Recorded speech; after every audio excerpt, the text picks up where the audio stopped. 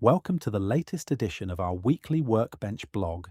and all the news, updates and modelling exclusives from the fascinating world of Airfix.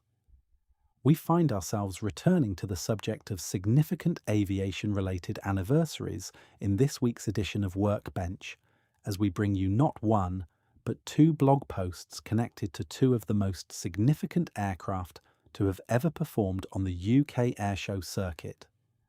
In this post, the focus of our attentions will be the last flight of a famous aircraft type in Royal Air Force service,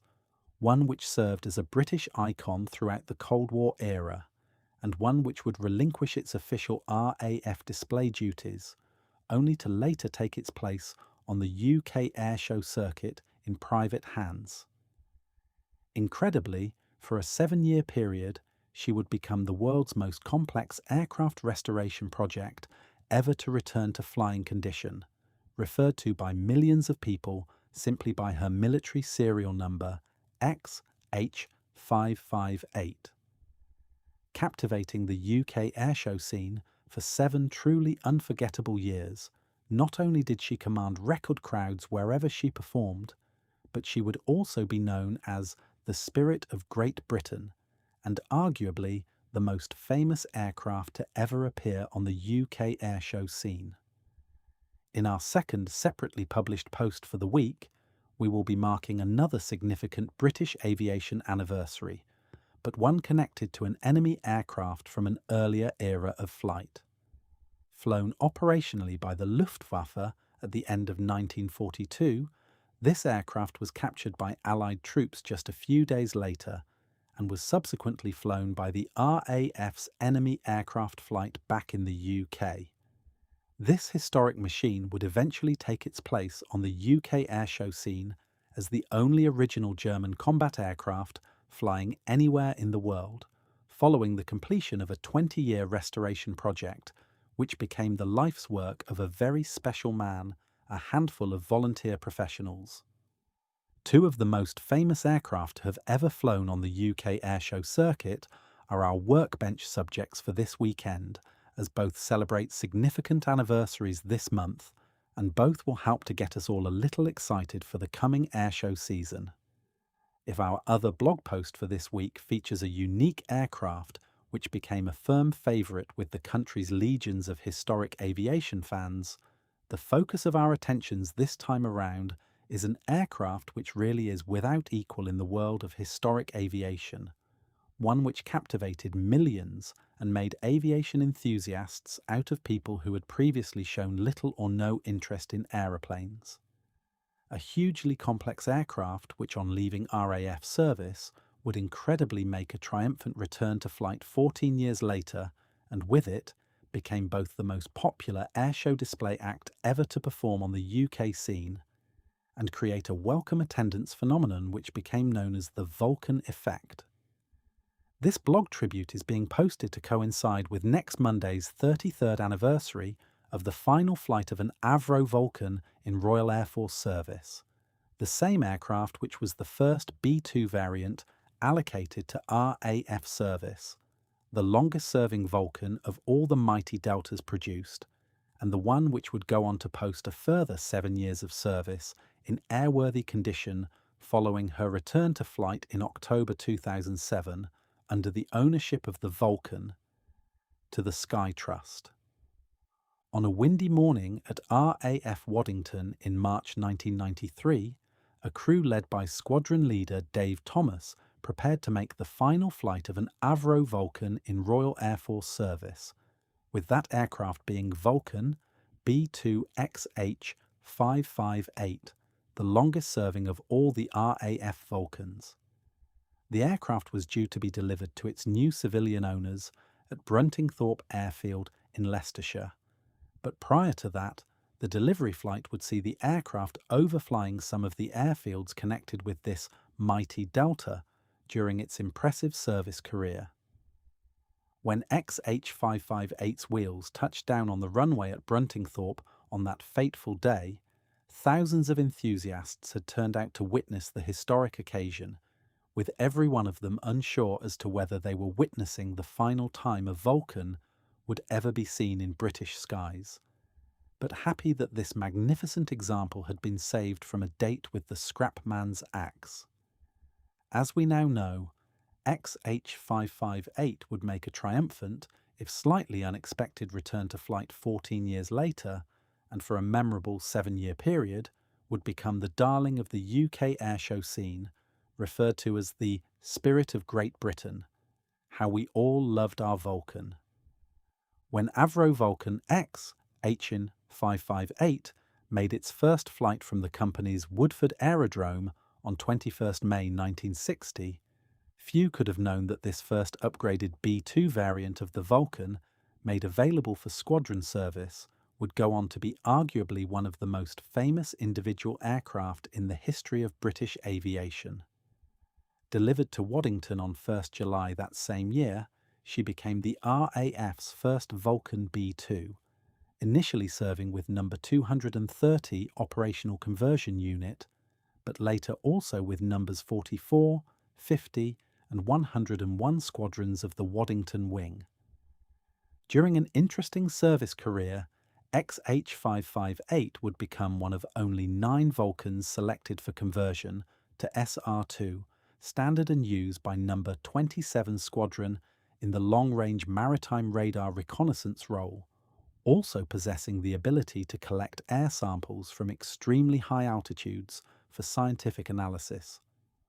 Although not directly taking part in the Falklands War, the conflict would have an impact on 6 Vulcan airframes, which included XH558, as Victor tanker fatigue issues and the lack of a suitable alternative called for drastic action.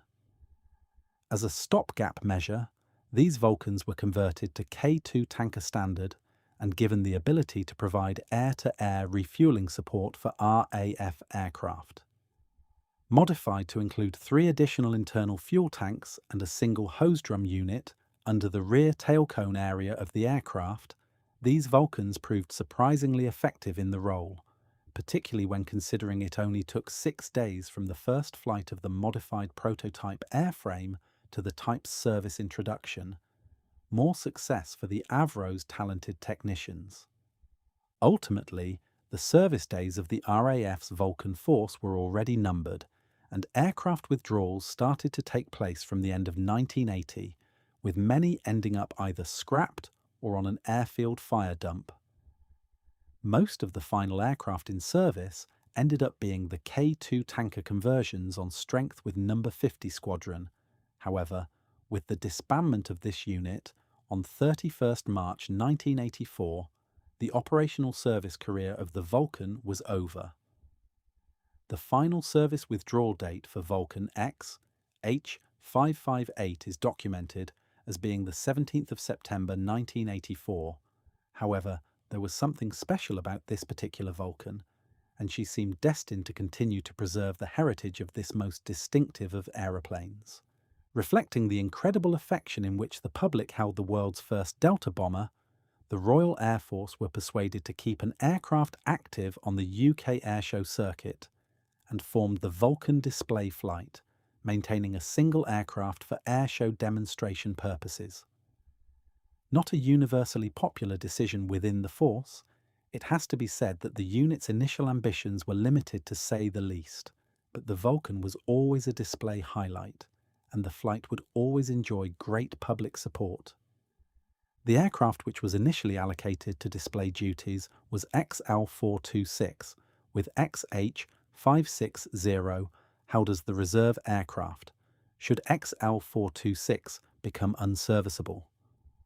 Our Vulcan XH558 was stored at RAF Marham with the intention of using her as a spares aircraft, but again, she had no intention of going quietly. With XL426's fatigue hours fast running out, it was decided to transfer display duties to the reserve aircraft, but when it was later discovered that the stored XH558 had longer flight hours remaining, it was decided that she should be given the responsibility. With XL426 being sold to a private owner and flown to Southend Airport, where she remains under the care of the Vulcan Restoration Trust,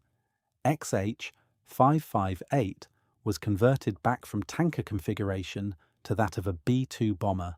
and would make her first public display as the Vulcan Display Flight Display aircraft in May 1985. She would go on to thrill millions of people at airshows over the next few years, with her dynamic displays of almost fighter-like performance belying her status as Britain's Delta nuclear bomber and only serving to cement her reputation in our affections. For the next 7 years or so, she would be the highlight act at many an airshow event as the last flying Vulcan in the world,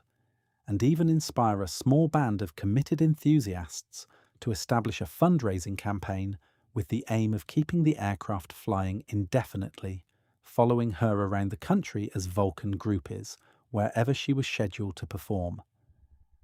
Unfortunately, the inevitable service cost-saving considerations soon brought about the disbandment of the Vulcan display flight, and on 20th of September 1992, Avro Vulcan XH558 performed her final display as an RAF aircraft at Cranfield Airfield, prior to heading for something of an uncertain future. The first Vulcan B-2 to enter RAF service, XH558, would also take the honour of being the last of the Royal Air Force Vulcans. Put up for disposal, the aircraft was subsequently purchased by a private buyer and flown to the former RAF airfield at Bruntingthorpe on the 23rd of March 1993,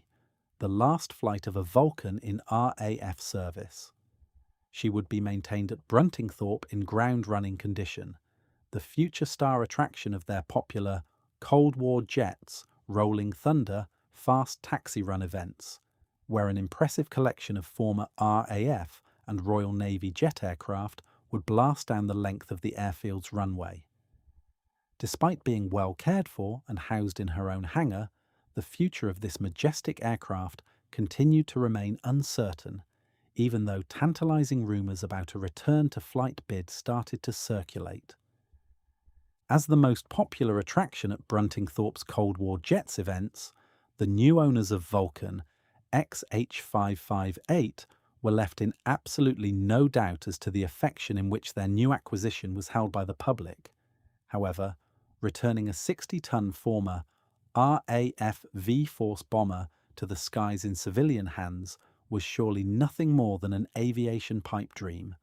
albeit an incredibly appealing one. If they were to succeed, they would have to negotiate the most complex aircraft return to flight project ever attempted, and with no end of potential pitfalls to negotiate, the ambitious Vulcan to the Sky project was surely destined for failure. While the aviation world looked on with interest, most people were probably doubtful that they would ever see such a project leave the ground. Over the course of the next few years, this hugely challenging undertaking continued apace, with the complexity and eye-watering costs associated with the project, ensuring that the term Avro Vulcan always went hand in glove with the need for ever more money.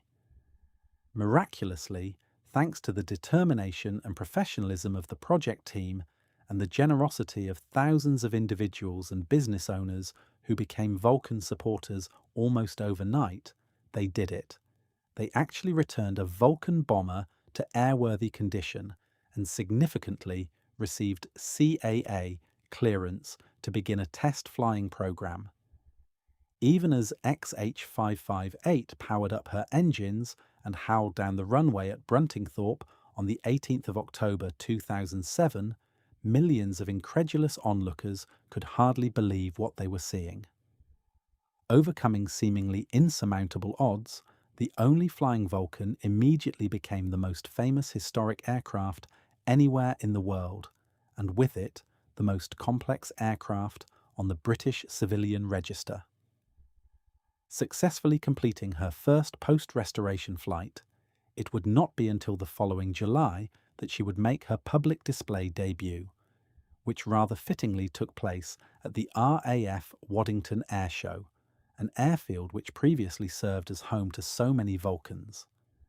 That first display marked the beginning of Britain's love affair with an aviation relic of the Cold War and one of the most distinctive aircraft to have ever taken to the skies. As arguably the most popular aircraft to have ever graced the display programme of a British airshow,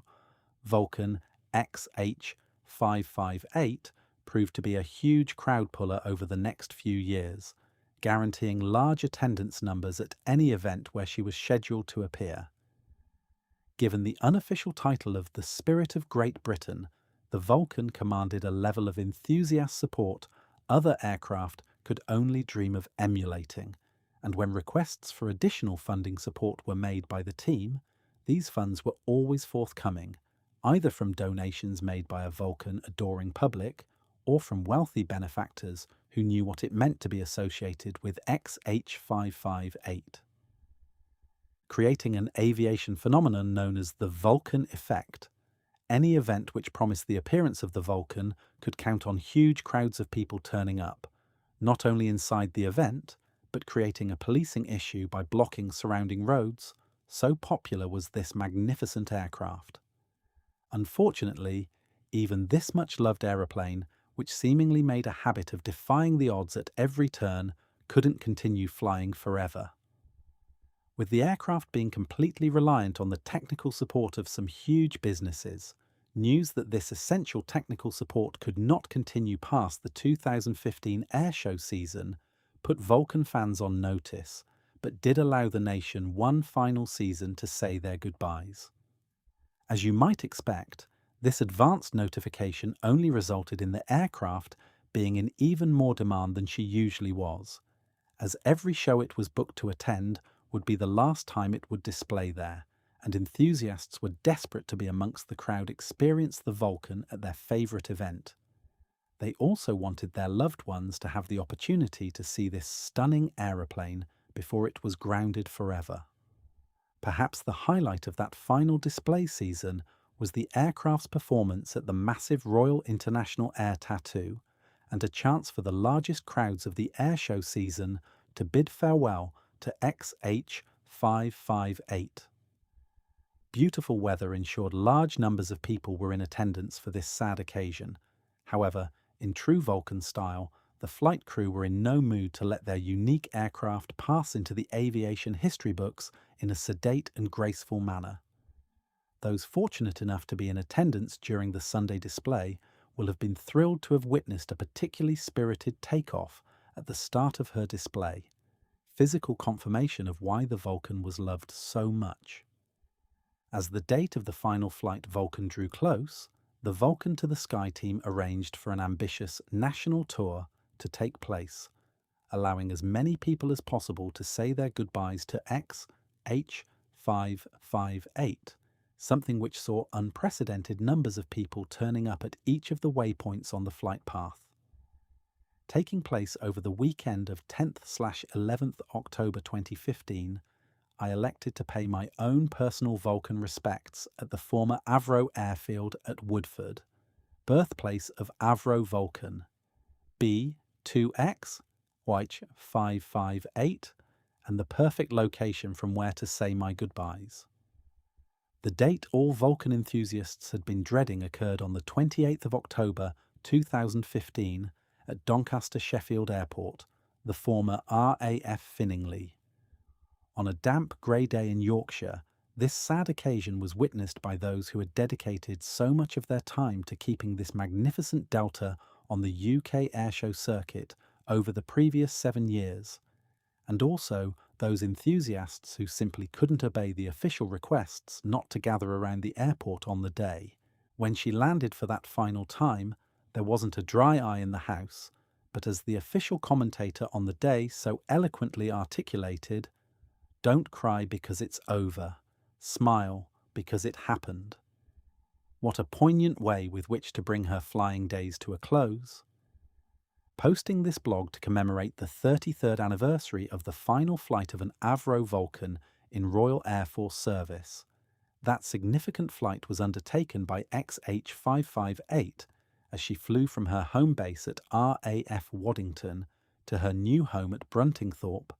and as we now know, she would have several other accolades to her name. She was the first Vulcan B-2 to be allocated to RAF squadron service. Would be the final Vulcan in RAF service. Be the longest serving of all the RAF Vulcans. Be the last flying Vulcan anywhere in the world. And become the most complex former military aircraft to ever appear on the UK Airshow circuit. Don't cry because it's over. Smile because it happened. It will be 11 years this coming October since Britain last saw a Vulcan gracing the nation's skies. However, the enduring affection in which this famous aircraft continues to be held means that we never need an excuse to remember those spectacular Vulcan years and an aircraft that meant so much to so many people. If you saw her fly, you'll probably never forget the experience. We're afraid that's all we have for you in this latest edition of the Airfix blog, but we will be back next Friday with more project development updates and the very latest Airfix kit exclusives. In the meantime, we're always keen to hear your views on all things Airfix, and in particular, any thoughts and opinions you may have regarding our Workbench blog. If you would like to drop us a quick line, could we please ask that you use our Workbench at airfix.com, email for all correspondence. To revisit any of the Airfix blogs we have produced over the past 10 years or so, please head to our main Workbench hub, where you'll find our entire blog back catalogue and all the Airfix design projects we have already covered.